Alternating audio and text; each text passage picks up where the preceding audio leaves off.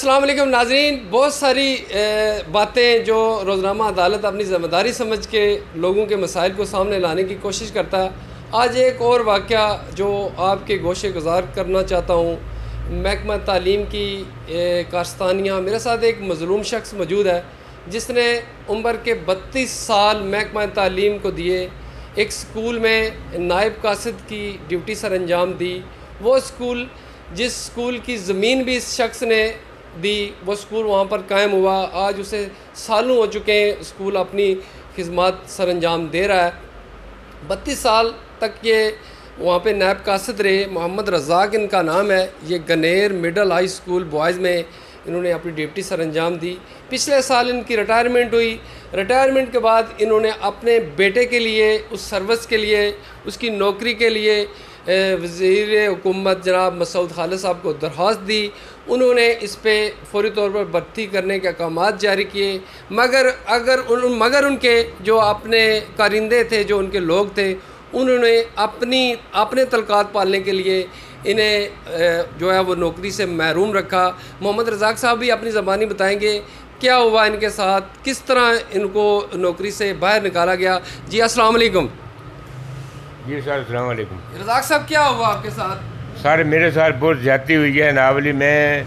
2018 3 जून में तो रिटायरमेंट किया। 60 साल मेरी सर्विस पूरी हुई थी, उम्र पूरी हुई थी। उस बाद मैं ना मसूद साहब को नाल गया, उन्होंने मेरी सैन करी तो नाल ही कम हो जाती।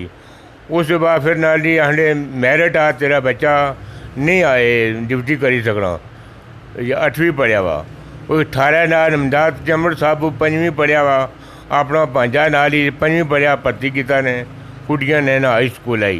नहीं, रज़ाक साहब जो लड़का भर्ती हुआ है उसने कोई इश्तिहार, सरकारी तौर पर इश्तिहार आया, उसका एक तरीक़ाकार है, कानूनी तरीका है कि वहाँ पे वो मुतनब्बे करते हैं कि आपको नौकरी इस सूरत में मिलेगी, मेरिट की ये जो शर्त है ये पूरी करनी पड़ेगी। इसमें क्या कहेंगे, इश्तिहार वगैरह दिया उन्होंने? कोई नहीं, इश्तिहार नहीं दिया, डायरेक्टली सिफारिश पे उन्हें भर्ती कर दिया। किया। अब क्या कहते हैं, आप क्या होना चाहिए? मैं जाना मेरे साथ ना इंसाफी हुई है, इंसाफ होना चाहिए ना। बच्चा आपका कितनी पढ़ा हुआ है? बच्चा आपके पीछे 7वीं पढ़ा हुआ है।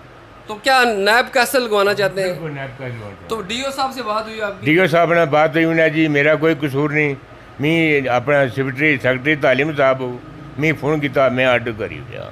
सेक्रेटरी तालीम साहब ने उन्हें कहा कि मेरे कहने पे बंदा भर्ती करें। नाजरीन, ये इशू जो सिफारशी कल्चर, आम लोगों के हकूक़ को गस्ब करना, उनकी मजदूरी है, जो रिज़्क़ के मामलात हैं, ये तो हमारे माशरे का एक अवलीन जो है ये फ़र्ज़ समझा जाता है कि महकूम मज़लूम शख्स का काम नहीं करना।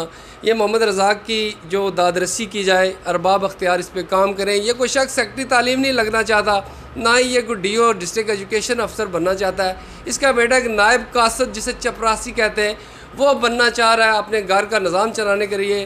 कैमरा मैन मोहम्मद हारून के साथ असद शरीफ कालस, अदालत न्यूज़, डडियाल।